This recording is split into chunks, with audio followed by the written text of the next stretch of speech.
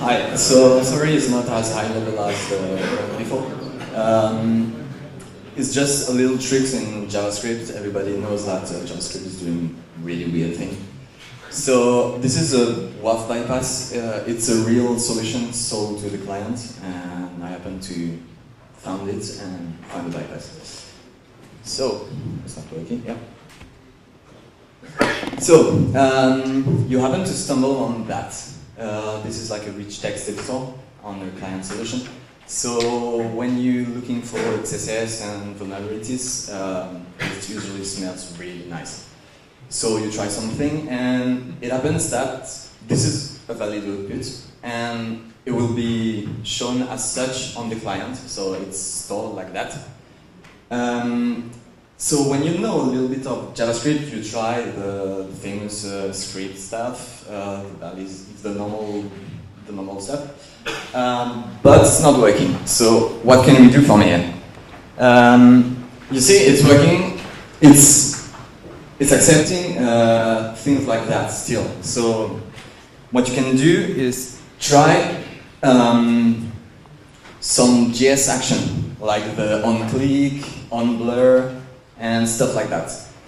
But every time you try that, or the script values, the basic one, you get forbidden. So it looks like a WAF.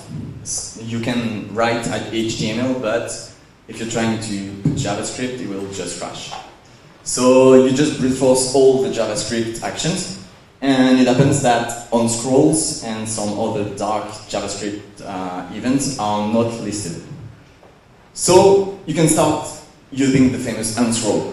So you start the level 1, and this is just the second P, the unscroll, and you just do a basic thing with the location. If you know the JavaScript object, this allows you to just redirect the client. So you can have an XSS like that, and when the clients land on that page, it will just scroll to see the text, and it will be redirected to your pages with cookies.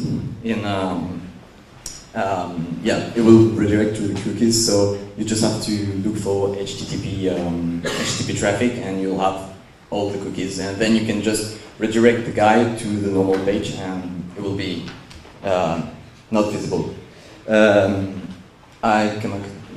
So what didn't work? It was the normal JavaScript events, and I wasn't able to do like the on-scroll alert one or stuff like that. You can't use any JavaScript function because every parenthesis are just stripped by the WAF, and you just get forbidden. So the problem is to design a JavaScript payload without any parentheses. So I was quite happy with that. My client wasn't that happy, but this is a little bit not satisfying. So we spent a few minutes on that, and we managed to think about a scenario. So the problem was to use a real payload, because you want to execute real JavaScript on the page, but you can't use any parentheses. So how do you do that? The first solution was to code like a dropper that will recreate the real payload. So you have to recreate your full payload, but without any parentheses, and the real payload will have the parentheses. So how do you do that? You need to get these parentheses from elsewhere on the pages. So you can just scroll you can just browse all the page to find parentheses, or you find a method to have them real every time. So the scenario was to declench the start event, create the real payload, replace the scroll event function with your payload, and then just execute the real payload. Because when you scroll, actually in your browser, it will start like 5 or 6, or depends on your scrolling power, scroll events. So you can just, with one scroll, you can execute multiple on-scroll action. So we managed to find that. We sent this to the website, and it works.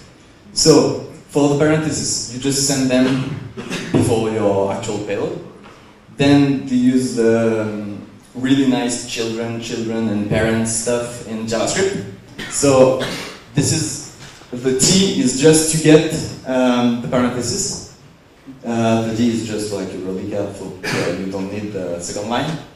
The P is your actual payload. So you just want to do a knowledge in this case. So you just create a string with your function, the index of the parentheses in the text you get before, your quote, what to do. So this is just an alert cookie, and the closing parenthesis.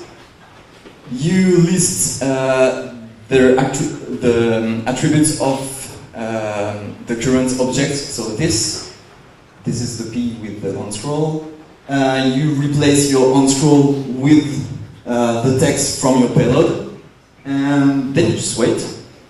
And your brother will execute this payload, replace your payload with the new one, and redo an onScroll on the new payload. And you get this really nice pop-up. So now you can execute every JavaScript payload you want with a parenthesis.